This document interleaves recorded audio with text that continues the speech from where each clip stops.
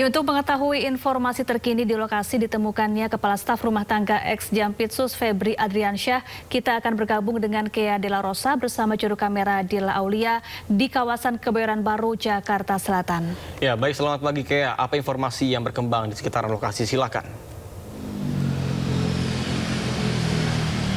Ya, selamat pagi Nata dan juga Safa. Untuk informasi terkini terkait dugaan kematian dari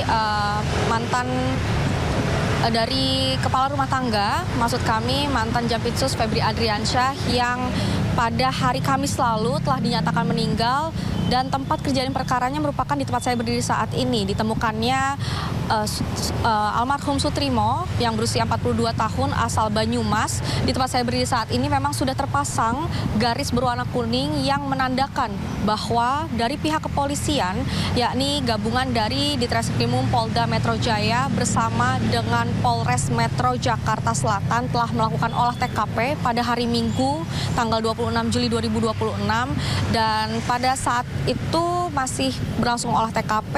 Informasi yang kami terima juga dari Kabid Humas Polda Metro Jaya masih belum dapat memberikan informasi terkait apa yang menjadi penyebab dari meninggalnya Sutrimo pada hari Kamis tanggal 23 Juli 2026 lalu. Memang diketahui Sutrimo tergeletak di depan klinik Morden di kawasan Kramat Pela, Kebayoran Baru ini pada pagi hari sekitar pukul 8 pagi hari, lalu dibawa oleh warga yang sempat melihat ke rumah sakit di kawasan Taman Puring, Kebayoran Lama, dan dinyatakan meninggal pada pukul 9 pagi waktu Indonesia Barat. Meninggalnya Sutrimo ini akhirnya dibawa oleh pihak keluarga ke kawasan tempat kampung halamannya, yakni di Banyumas, Jawa Tengah. Memang untuk saat ini kami belum dapat mengetahui lebih lanjut atau belum menerima informasi lebih lanjut dari dugaan apa yang menjadi penyebab meninggalnya Sutrimo yang berusia 42 tahun yang merupakan kepala rumah tangga mantan ex-Jampitsus Kejaksaan Agung, yakni Febri Adriansyah. Memang kalau misalnya kita lihat meninggalnya Sutrimo ini pada hari Kamis tanggal 23 Juli lalu, atau satu hari sebelum mantan Jampitsus Febri Adriansyah akhirnya dibawa ke rutan KPK pada hari Jumat tanggal 24 Juli 2026. Memang hingga saat ini pun kami masih menunggu informasi lebih detail dari pihak Polda Metro Jaya dan juga dari Polres Metro Jakarta Selatan. Sementara itu, Safa dan juga Nata kembali ke studio. Baik, terima kasih Kea Dela Rosa bersama dengan juru kamera Dila Aulia. Selamat bertugas kembali. Kita ke informasi olahraga pemirsa. Indonesia siap memulai petualangan mereka di ASEAN Hyundai Cup 2026 dengan menghadapi Kamboja pada laga pembuka grup A. Ya, duel melawan Kamboja menjadi panggung krusial untuk menguji keterpaduan antar pemain skuad Garuda.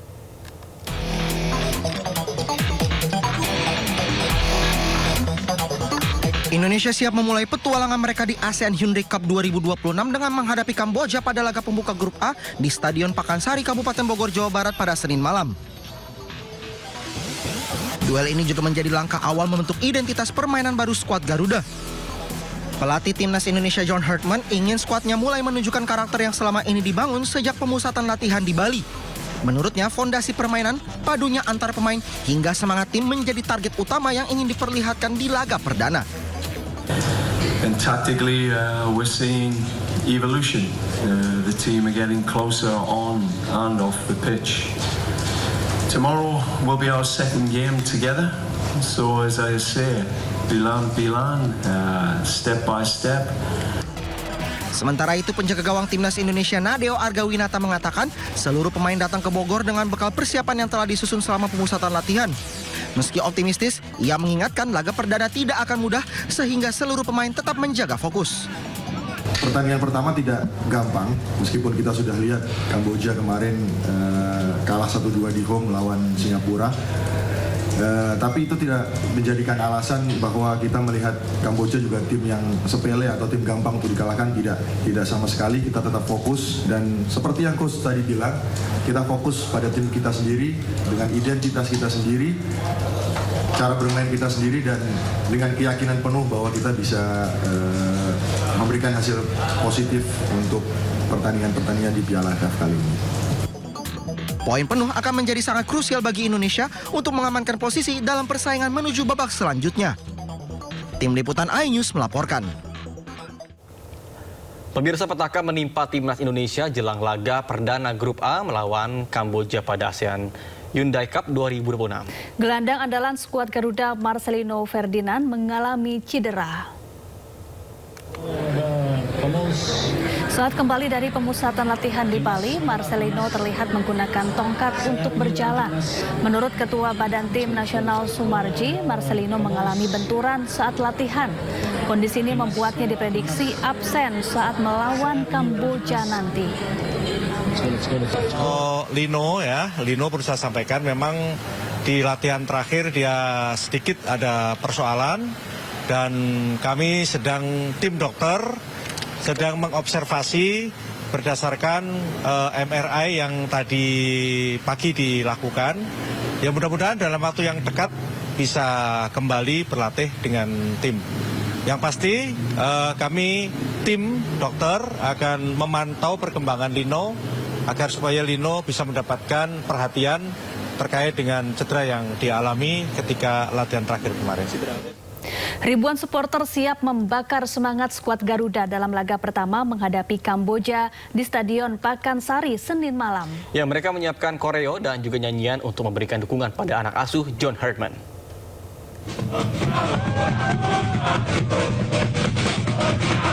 Ribuan supporter timnas Indonesia siap memberikan dukungan penuh pada permainan skuad Garuda dalam laga pertama menghadapi Kamboja Senin malam di Stadion Pakansari, Kabupaten Bogor.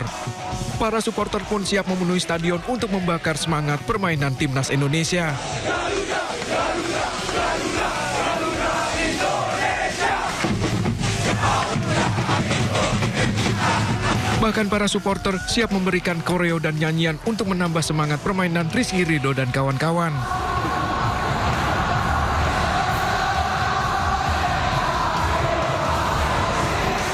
Para supporter yang tergabung dari beberapa kelompok mengaku juga telah menyiapkan sejumlah kejutan untuk bisa membantu permainan dari anak asuh John Hartman.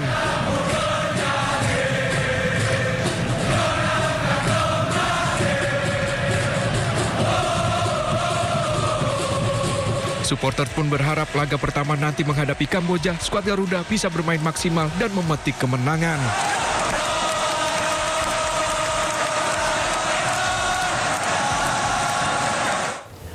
Pemirsa, kemenangan telak Thailand atas Laos di laga pembuka grup B ASEAN Hyundai Cup 2026 membawa catatan manis bagi pemain mudanya. Penyerang sayap Thailand Kakana Khamyok berhasil mencetak 2 gol sekaligus.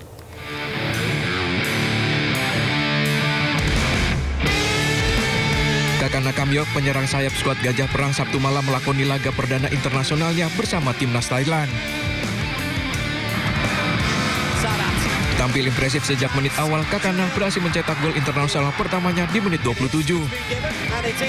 Berdiri bebas di pertahanan lawan, Kakana berhasil melintaskan umpan matang Sarah Hyuyen lewat sepakannya yang dilesatkan di antara dua bek Laos. Kakana menambah koleksi golnya di ajang ASEAN Hyundai Cup 2026 pertamanya di menit 59. Diawali serangan yang dibangun di sisi kanan, Terasak merangsek ke pertahanan mengirim umpan tarik, disontek Kakana menjadi gol kedua.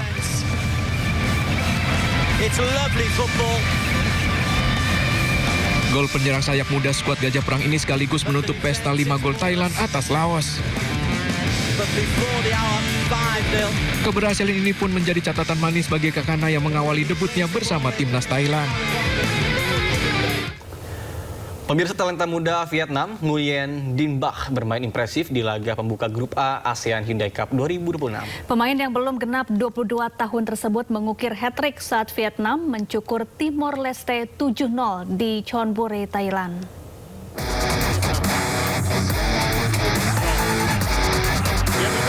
Talenta muda Vietnam Nguyen Dinh Bach bermain impresif di laga pembuka grup A ASEAN Hyundai Cup 2026. Pemain yang belum genap 22 tahun tersebut mengukir hat-trick saat Vietnam mencukur Timor Leste 7-0 di Chonburi, Thailand. Nama Nguyen Dinh Bach sontak menjadi percakapan khalayak, terutama penggemar sepak bola. Ia menjadi pemain pertama yang mencetak hat-trick di ASEAN Hyundai Cup 2026.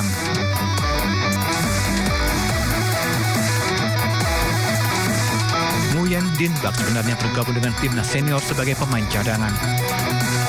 Dalam skema taktik pelatih Kim Sang-sik, pemain naturalisasi Nguyen Xuan Son didapuk sebagai striker utama.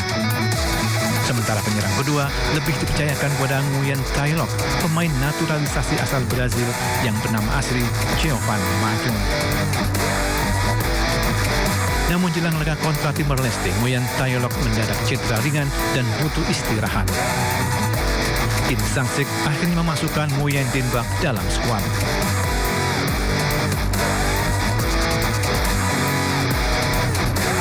Nguyen Din Bak menjawab kepercayaan pelatih dengan bermain gacor. Menjalani 3 gol, Nguyen Din Bak mendapat pujian setinggi langit dari jajaran pelatih, rekan setim, dan penggemar bola Vietnam.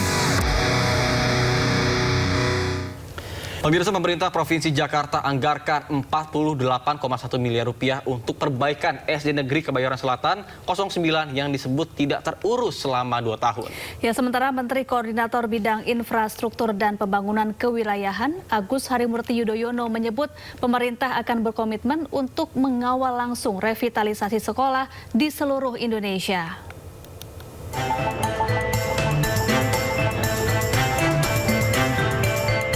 Gubernur DKI Jakarta Pramono Anung meninjau langsung kondisi SD Negeri Kebayoran Lama Selatan 09. Pramono menyebut renovasi terakhir sekolah dilakukan pada 2011. Ia menyampaikan bahwa pihaknya merencanakan untuk membangun 22 sekolah pada 2026. Namun akibat kebijakan pemotongan dana bagi hasil DBH, hanya 7 sekolah yang bisa dilakukan perbaikan tahun ini. Dari 7 sekolah yang akan dilakukan perbaikan tahun ini, salah satunya SDN Kebayoran Selatan 09 dengan anggaran 48,1 miliar rupiah. Karena saya tidak mau ini terulang kembali, maka akan ada tim pengawas dan tim inventarisasi supaya tidak terjadi kembali seperti yang sekarang ini. Sementara itu, Menko Bidang Infrastruktur dan Pembangunan Kewilayahan Agus Harimurti Yudhoyono akan mengawal proses revitalisasi sekolah di Indonesia.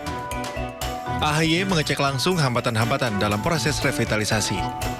Intinya kami akan terus mengawal proses revitalisasi termasuk renovasi sekolah-sekolah di Indonesia di semua daerah. Yang di depan memang Kementerian Pekerjaan Umum bersama dengan Kementerian Pendidikan Dasar dan Menengah. Kalau sekolah rakyat itu Kementerian Sosial. Jadi kami ingin memastikan bahwa semua sekolah pada akhirnya semakin layak. Sebelumnya diketahui bangunan SDN Kebayoran Selatan 09 roboh 2 tahun lalu. Akibatnya para siswa menjalani kegiatan belajar mengajar dengan menumpang di SDN Kebayoran Lama Selatan 11. Dari Jakarta, tim Liputan iNews melaporkan. Pemirsa, Kementerian Pertahanan Rusia mengklaim pasukannya menyerang sebuah kapal yang disebut mengangkut kargo militer untuk Ukraina menggunakan drone Geran 4 Seeker bertenaga jet. Rekaman yang dirilis Kementerian Pertahanan Rusia memperlihatkan sebuah drone mendekati kapal pengangkut kargo logistik Ukraina. Rusia mengklaim serangan juga menyasar pelabuhan di Mykolaiv, Odessa, dan Ismail yang diklaim digunakan untuk menyimpan pasokan militer Ukraina. Dalam sepekan terakhir, Rusia telah menyerang 27 kapal di wilayah Odessa dan Mykolaiv.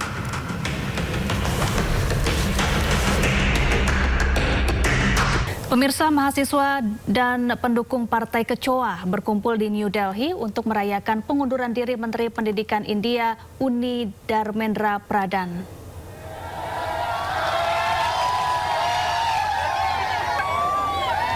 Sambil bersorak-sorai, ribuan demonstran di New Delhi, India merayakan pengunduran diri Menteri Pendidikan Uni Dharmendra Pradhan.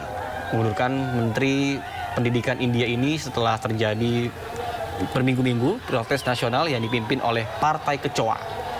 Masa menuntut reformasi ujian, dibukanya lebih banyak lapangan kerja dan juga peluang bagi kaum muda India.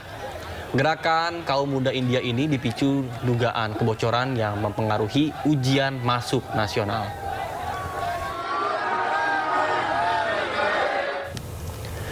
Pemirsa, aksi heroik dilakukan seorang pria Palestina di Nablus, tepi barat. Ia berhasil memberikan perlawanan terhadap aksi teror bersenjata api yang dilakukan pemukim ilegal Yahudi.